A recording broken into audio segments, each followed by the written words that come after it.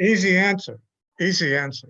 Because there's something that happens in fiction that never happens in nonfiction, because it's not that the characters talk to you, it's that the characters in fiction say no. So everybody feels that the characters in fiction, after a while they start coming to life, and so then things get easier. Is that what happens when they come to life is what they'll say is, well, I would never do that. I wouldn't do that. Why did you think that I would do that? I wouldn't say that. I wouldn't go out. Didn't you say I was afraid of rain on page 2? And now you made a storm and I'm outside? I wouldn't do it. Didn't you say that I was a shy person? You said I was a shy person, right? You said I was a shy person. And now you're making me break out in a song in the party. And that's how this whole scene develops. I would never sing at the party. I wouldn't go to that party. You said I don't even like the people at that party. So that's what happens. It's not that, so in nonfiction, that they said it to you.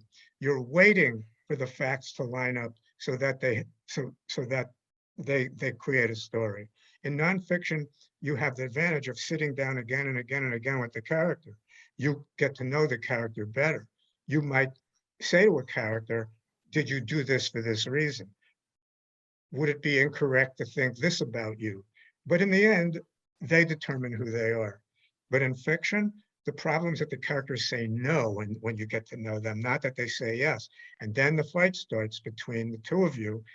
Well, it can't be a fight because you made them and they're not doing what you want them to do. And then you say, well, what do you want to do? And then they fold their arms and they go, hey, you're the writer, you figure it out. I don't know yet. And I remember years ago, and so you have to develop this th- this ability to listen to the tiny little people who are on your shoulder and look like you and whisper things to you, especially when you don't want to hear what they're whispering.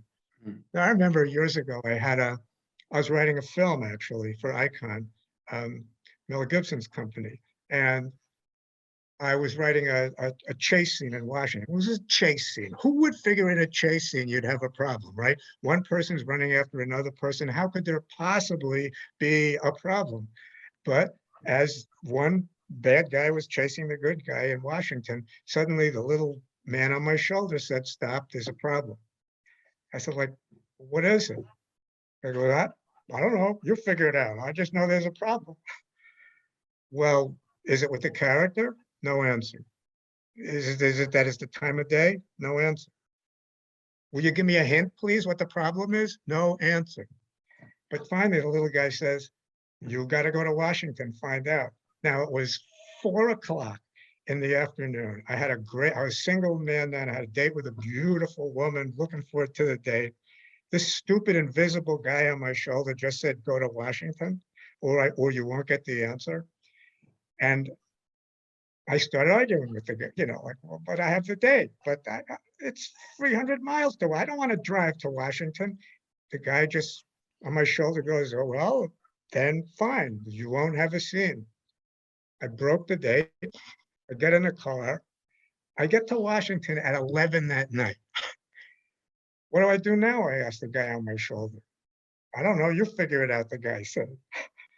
I just start driving around. I drive to where the chase scene is. I drive to the Jefferson Memorial. I drive past a friend's house. No answer. I get to my friend's house. I go to sleep. The whole day has been a waste, I figure.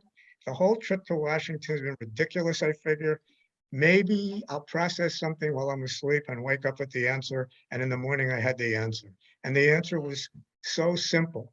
And the answer was what I had envisioned in New York when I was envisioning the scene was that the chase scene was moving this way in Washington, and it had to move this way.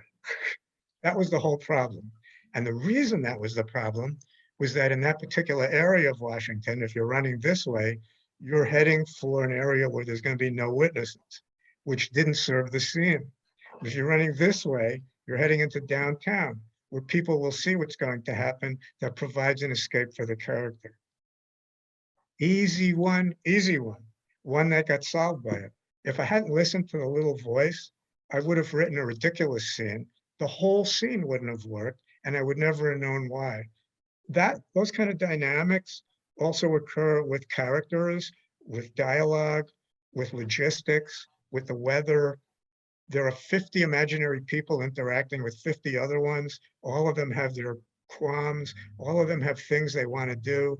They're all imaginary. You haven't figured it out yet. And they're all at times saying, no, I won't do that. And that's the difference between fiction and nonfiction characters.